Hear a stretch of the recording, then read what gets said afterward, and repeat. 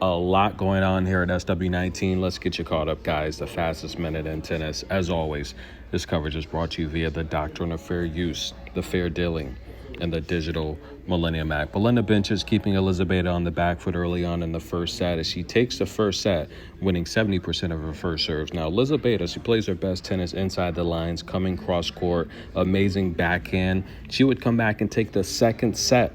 Right now, they're in the third set tiebreak for all the marbles. It looks like Belinda has gone up a mini break. Can she hold on? We will see. What about Dasha taking on fellow countrywoman, or at least used to be, as she's now a resident of Australia, Lude Miller. Lude Miller, look, she has some of the most underrated drop shots, and I knew this would be a problem for Dasha, especially when she's committing double faults. 4 double faults in this match for Dasha, but a ton of faults, ladies and gentlemen. Ludmilla also has very strong forehand, and I just think overall her consistency was what did it here, as she wins 72% of her first serves. That's enough for her to advance to the next round. Look, is she a sleeper to win it all? Probably so, guys. What about Dayana Yastremska? Now listen, guys, I think the service clock overall has slowed down the play of the game. What do you guys think?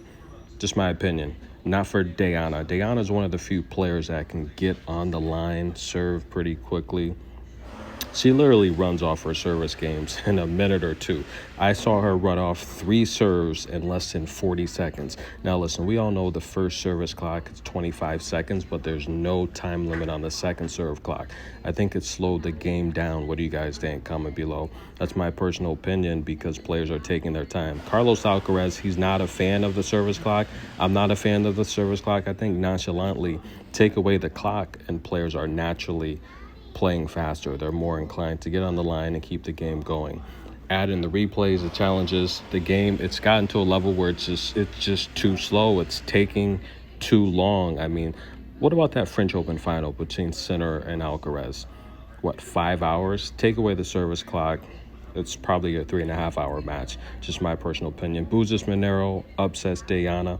Look, it's just a match where she's keeping everything inside the lines. Dayana wants to stretch it with her forehand, which she's really good at. She plays a little bit too fast. And I think, look, it could be a gift and a curse. Sometimes she does need to slow things down, especially when the match is getting away from her. But Monero, guys, from Spain, she has the deep ball. She can play inside the lines, and she wins the match. What about Elena Rybakina, the giant from Kazakhstan, taking on from Denmark, Clara Tauson? Look, amazing serve, a lot of good power. This is a matchup here. It just came down to the battle of the first serve. Now, Elena Rybakina, you have to be concerned. She didn't get her first ace until the 10th service game, while Clara Tauson, on the other hand, she can match the power of Elena Rybakina, and I think she can match her athletic ability. We saw several times in this match, Elena Rybakina on the back foot, just extending, having to defend inside no man's land, just trying to, with her long reach, her long legs, trying to extend the court. She just ran into so many tough, difficult opportunities to return, and it seemed like Tauson was the fresher player today. Look, I think overall, Elena's camp, they're taking it easy on the serve. She just hasn't been putting up the aces we're known to seeing her put up. I mean, is that going to be an issue moving forward?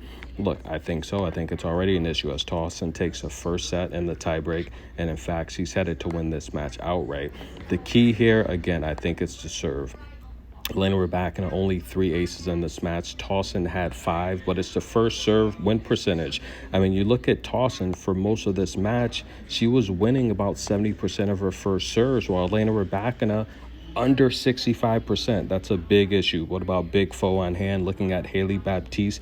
Did you guys see Hailey's blog? Look, congratulations to her. Trying to make a quarterfinal appearance.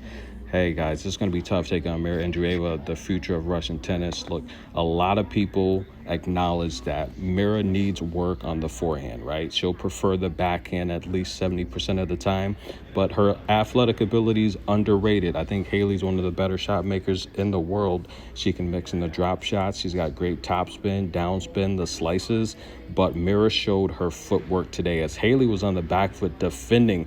A lot of razzle and dazzle. People are starting to realize how good of a shot maker she is, but look at Mirra here defending the net, and Hailey did have some aha moments here and there. She was just shocked here to lose this point, but she did bring Mirra here in this opportunity. Mirra came forward. Hailey goes over the head with the volley. Jordan fist pump.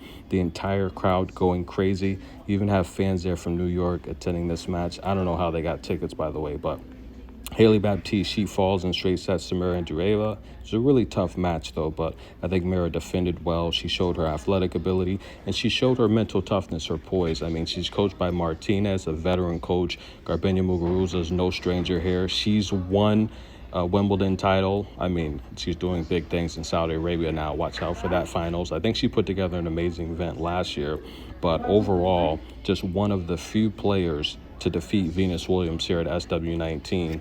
And look, she has the experience in her corner. I think she's got the mental toughness. She's going to be tough to beat down the stretch here. But overall, guys, we do have some other good matches coming. Let's not forget, guys, we have the quarterfinals coming up. Who's going to make that? Now, Barbora Krejcikova, the defending champion, she's up a set over Emma Navarro.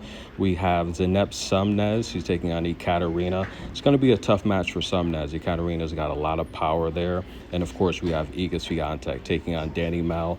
I think Danielle Collins can upset Iga. I really do. I think the power is going to be an issue for Iga to deal with, especially on this surface. Stay tuned, guys. I'll keep you covered.